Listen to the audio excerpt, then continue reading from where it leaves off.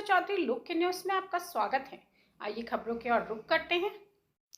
Collegium system को लेकर supreme court के chief justice of India Suryakant ने नेशनल जुडिशियल अपॉइंटमेंट कमीशन को दोबारा रिवाइव करने की अपील पर विचार करने के संकेत दिए हैं। इसका मतलब ये है कि सुप्रीम कोर्ट कॉलेजियम सिस्टम को खत्म कर एनजेसी को फिर से लागू करने के मामले में सोच विचार कर रही है।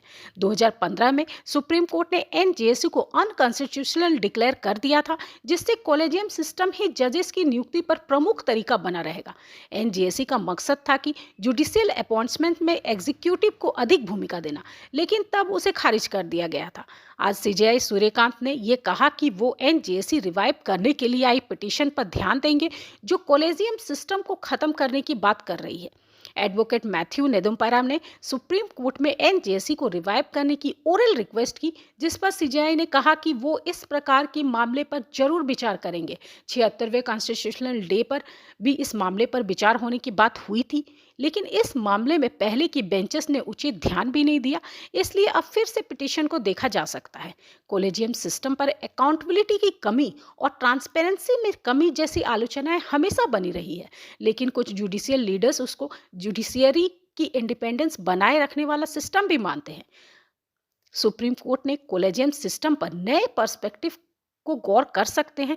इस प्रकार की कॉलेजियम सिस्टम को खत्म करने की बात अब सामने आई है और एनजेसी को फिर से रिवाइव करने की संभावनाएं बढ़ रही है, लेकिन अभी तक कोई भी अंतिम फैसला इस पर नहीं हुई है। अगर एनजेसी पुनः स्थापित होता है तो न्यायिक नियुक्ति प्रक्रिया में कुछ बदलाव होंगे। एनजेसी एक संवैधानिक आयोग होगा, जिसमें न्यायपालिका के प्रमुख सदस्य सीजेआई और 2 वरिष्ठ एससी के साथ साथ एक केंद्रीय विधि मंत्री और 2 समाज के प्रतिष्ठित व्यक्ति भी इसमें शामिल होंगे। इस तरह से न्यायपालिका और कार्यपालिका दोनों का प्रतिनिधित्व होगा। यह मिश्रित निकाय नियुक्ति प्रक्रिया को आर्थिक, पारदर्शी, जवाबदेही और लोकतांत्रिक बनाने का प्रयास करेगा, जिससे केवल न्यायाधीशों के समूह तक ही सीमित नहीं रहेगी। राष्ट्रपति एनजेसी की सिफारिशों पर पूर्ण विचार के लिए भेज सकता है, लेकिन अगर एनजेसी पूर्ण एकमत निर्णय करता है तो राष्ट्रपति को इसका पालन करना होगा। नई नई खबरों के लिए हमारे साथ जुड़े रहिए और चैनल को लाइक, शेयर और सब्सक्राइब जरूर कीजिएगा।